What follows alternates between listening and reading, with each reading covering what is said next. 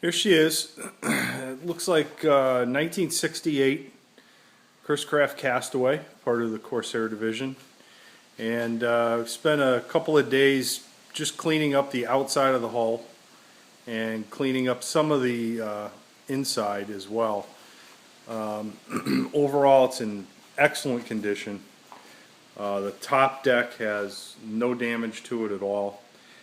The rub rail, which is original, is all very straight, very intact, except for this one section here where, let's see here, one rivet is popped out, and it put a small kink in the rub rail, but not on the top. It's down on the bottom, so I'm not too concerned about that. That's just some exposed edging on the lower part of the hull that you see there. But that should be pretty easy to fix. I'll pop the vinyl out, I'll re-rivet that in, put the vinyl back in, and continue to clean that up as best I can. There were some previous owner misguided installations on this boat.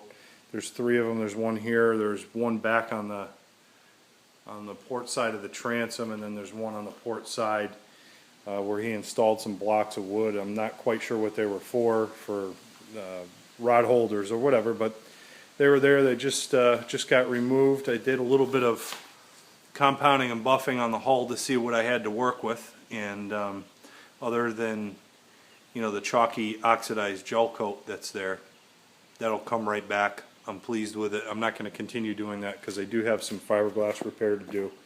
A couple of very small patches I need to perform.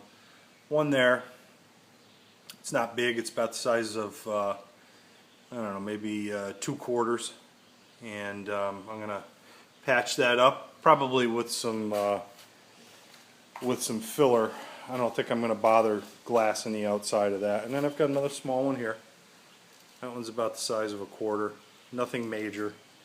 The rest of it is all in great shape. I mean, the emblems are, you know, the paint's gone on the Chris Craft. That was originally red, but there's really no pitting or corrosion or anything on them. So I'm going to polish them up. I'll probably paint the red back and call it a day on those.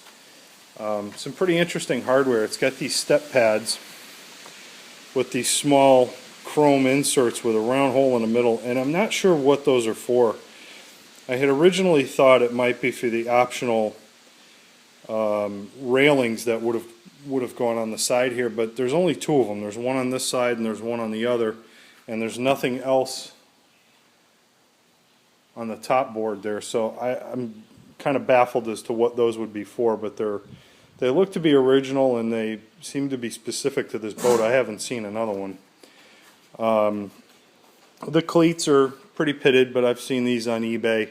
I think these are the 5-inch version. The ones on the bow, I believe, are the 6 or 7-inch version. So I'll just keep my eyes open, and when I see them, I'll pick them up and replace them. All of the hardware is still on the boat. One thing that was interesting to me was the attention to detail on some of the hardware. You could tell was specific to this boat.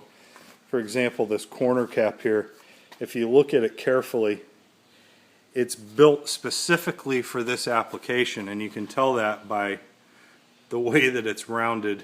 It's got this little notch in it right here for the aluminum top cap on the transom for where the outboard is mounted. But I thought that was kind of indicative of the period where you just went and you had cast the part that you needed instead of calling up Perco and see what they had closest that fit. So that hardware is all going to stay. It's all there on both sides. There's the other spot where that board was mounted. The floor is another story. That's probably the worst part of the boat. There are several cracks in it, and at some point somebody had installed indoor-outdoor carpeting in here and glued it down.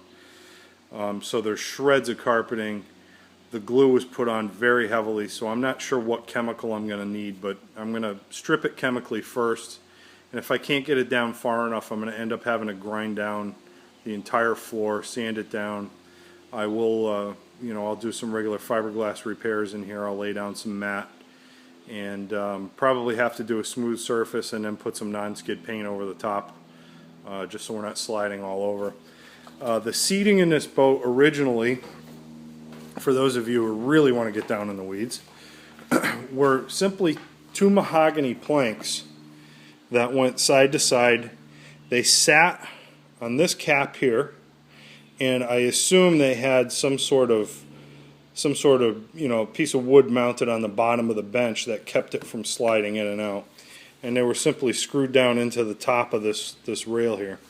So we had one seat for these two holes here. I believe were for some sort of support for the console that was in here originally. I've seen a couple of boats that have very, very similar consoles.